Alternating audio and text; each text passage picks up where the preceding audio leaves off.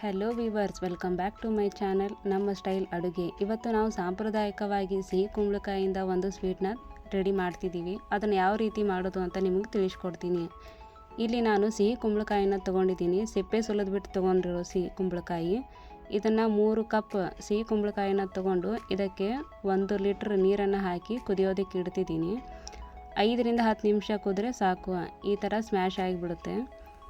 ಆಮೇಲೆ ಇದನ್ನು ತೆಗೆದುಬಿಟ್ಟು ಒಂದು ಪಾತ್ರೆಗೆ ಸ್ವಲ್ಪ ಬಿಸಿ ಆರಿದ ಮೇಲೆ ಈ ಥರ ಒಂದು ಸ್ಮ್ಯಾಶರು ಅಥವಾ ಒಂದು ಬೌಲಿಂದ ಸ್ಮ್ಯಾಶ್ ಮಾಡ್ಕೊಳ್ಬೇಕು.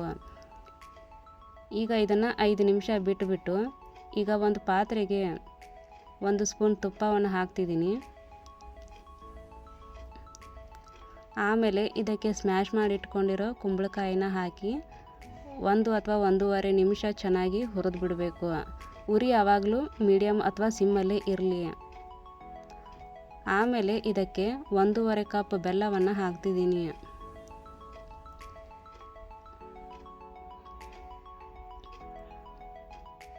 ಇದು ಜವಾರಿ ಬೆಲ್ಲ ಹಾಕ್ತಿರೋದು ನಾನು. ಈ ಥರ ಕಂಪ್ಲೀಟಾಗಿ ಸಣ್ಣ ಉರಿಯಲ್ಲಿ ಈ ಥರ ಬೆಲ್ಲದಲ್ಲೇ ಇದು ಕರಿ ಹೋಗಿಬಿಡುತ್ತೆ. ಆಮೇಲೆ ಇದಕ್ಕೆ 4 ಏಲಕ್ಕಿನ ಜಜ್ಜಿ ಇಟ್ಕೊಂಡಿರೋದನ್ನು ಹಾಕ್ತಿದ್ದೀನಿ. ಈಗ ಇದು 1 ರಿಂದ 2 ನಿಮಿಷ ಚೆನ್ನಾಗಿ ಕುದಿಬೇಕು. ಆಮೇಲೆ ಇದಕ್ಕೆ 2 ಕಪ್ ಗೋಧಿ ಹಿಟ್ಟನ್ನು ಹಾಕ್ತಿದ್ದೀನಿ. ಈ ಥರ ನಿಧಾನವಾಗಿ ಒಂದೊಂದೇ ಕಪ್ ಗೋಧಿ ಹಿಟ್ಟನ್ನು ಹಾಕಿ ಇದು ಪೂರ್ತಿ ಹೀರ್ಕೊಳ್ಳುವವರೆಗೂ ಸಣ್ಣ ಉರಿಯಲ್ಲೇ ಇದನ್ನು ತಿರುಗ್ತಾ ಇರಬೇಕು. ಈ ಥರ ಆದಮೇಲೆ ಗ್ಯಾಸನ್ನು ಆಫ್ ಮಾಡಿಬಿಡಿ. ಆಮೇಲೆ ಒಂದು 5 ನಿಮಿಷ ಇದನ್ನು ಮುಚ್ಚಿಟ್ಬಿಡಬೇಕು.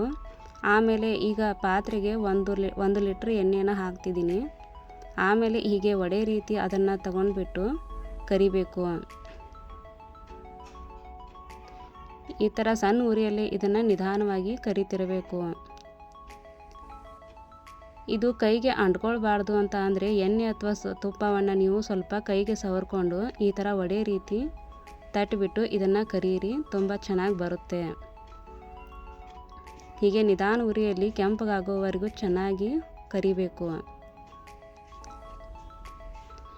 ಇದನ್ನು ಬೇಕಾದ ಆಕಾರದಲ್ಲೂ ಸಹ ಮಾಡ್ಕೊಳ್ಬೋದು. ನಾನು ಇನ್ನೊಂದು ಥರ ಯಾವ ರೀತಿ ಕರಿಯೋದು ಅಂತ ಈ ಥರ ತೋರಿಸ್ತಿದ್ದೀನಿ.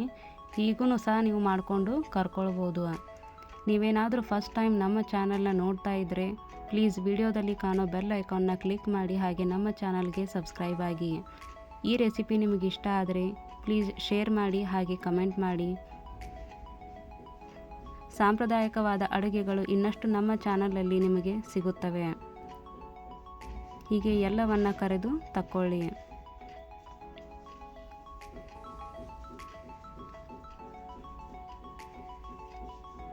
ನಿಮಗೆ ಈ ರೆಸಿಪಿ ಖಂಡಿತ ಇಷ್ಟ ಆಗುತ್ತೆ ಅಂತ ನಾನು ಭಾವಿಸ್ತೀನಿ. Thanks for watching.